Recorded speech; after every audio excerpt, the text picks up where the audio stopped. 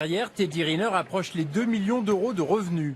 Le judo est moins médiatisé, mais le double champion olympique domine un autre classement, celui du sportif préféré des Français.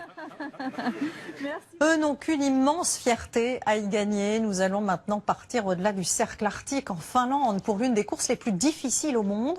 150 km que des amateurs de sports extrêmes vont parcourir en moins de 2 jours et par des températures polaires. Yann Ovin, David Bordy et Vincent Abellaneda.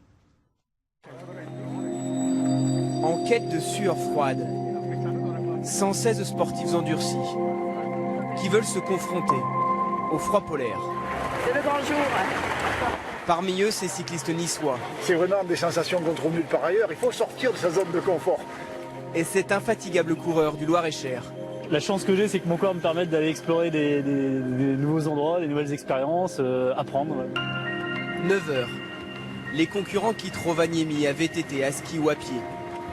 Pour une grande boucle de 150 km, il fait moins 8 degrés. Un temps fabuleux. Une météo plutôt clémente pour le début, donc que du bonheur. Jusque-là, la température reste supportable. La remontée de cette large rivière gelée entre les sapins se déroule sans aucune difficulté, jusqu'au premier point de passage. Vous savez, au Canada, il fait moins 30, donc pour nous, c'est supportable. Des Canadiens, mais surtout des Italiens, des Anglais, des Suisses. Une course d'un tel défi physique, en Europe en hiver, c'est unique. Au ravitaillement, les organisateurs ne proposent que de l'eau. Je pense qu'on peut aller très très loin. On peut juste croire en soi. C'est ça que je viens chercher. Seuls face à la nature. Ils aiment l'inconnu, la solitude. Sur ces épreuves longue distance, les écarts se forment rapidement. Nous en sommes à la 6e heure de course après avoir traversé des lacs et des rivières. C'est l'entrée dans la forêt maintenant pour ses concurrents. C'est le début aussi des premières difficultés. Il fait très froid. C'est difficile, surtout avec la poulka. La poulka, ce traîneau que les coureurs doivent tirer partout. En moyenne 20 kilos. Entre l'eau, la nourriture, les vêtements de rechange, le sac de couchage, ils sont en autonomie dans cette nature hostile. La poulka, souvent un fardeau. Des crêpes. Mais surtout leur compagnon de survie. Ah, c'est trop bon. Gérer leur alimentation, leur effort. Ce n'est pas un problème pour ces athlètes qui s'entraînent au quotidien. Les conditions sont plutôt clémentes cette année, mais dès que le soleil se couche, le froid pénètre un peu plus. Et l'aventure commence vraiment. Le tuyau a gelé, donc je ne pouvais plus boire. Donc je l'ai mis, le temps, mais il n'a pas encore dégelé, donc ouais. Mais la gourde en haut, elle est gelée. Risque de gelure, d'hypothermie. Les organismes doivent être protégés, parfaitement préparés. Les sportifs sans expérience des courses extrêmes ne sont pas autorisés à participer. On veut toujours pousser, mais parfois, si on pousse trop, c'est trop dangereux. Il y a des gens qui ont déjà perdu des orteils ici, donc voilà. C'est vrai qu'on est un peu barjot. Vous savez, après 80 bornes dans la neige, vous roulez plus avec les muscles, vous roulez avec la tête.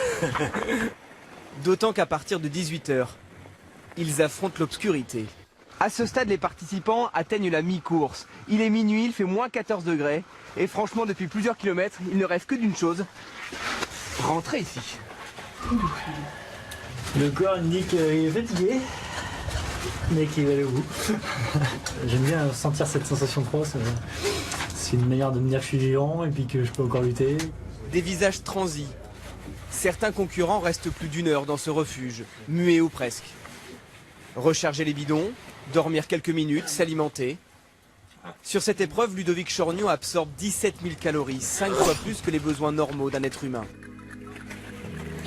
Quitter cette chaleur, un supplice. Compensé par ce spectacle flamboyant, ces aurores boréales s'animeront pendant 20 minutes. La nuit, l'effort est encore plus éprouvant. Ce soir-là, le thermomètre descendra jusqu'à moins 22 degrés. Et le jour suivant, le vent s'est levé. Je suis tellement fatiguée, j'ai mal au dos, j'ai mal aux hanches, j'ai mal aux pieds, ça ne va vraiment pas bien. Cette Anglaise de 60 ans et de nombreux participants nous ont confié qu'ils étaient sujets aux hallucinations. Notamment dans la traversée de ce lac immense.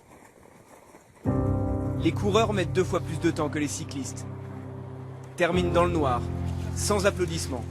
Une arrivée toute simple, pour une émotion très personnelle. Je suis assez fier de moi quand même, parce que il y a des moments où j'aurais envie d'hurler. Je c'est un peu dans mon tempérament. Et là, je me suis dit, allez, tu vas falloir que tu es plus fort, donc tu vas garder ça pour toi. Après 39 heures et 150 km, Ludovic Chorgnon n'a rien gagné, il se connaît juste mieux.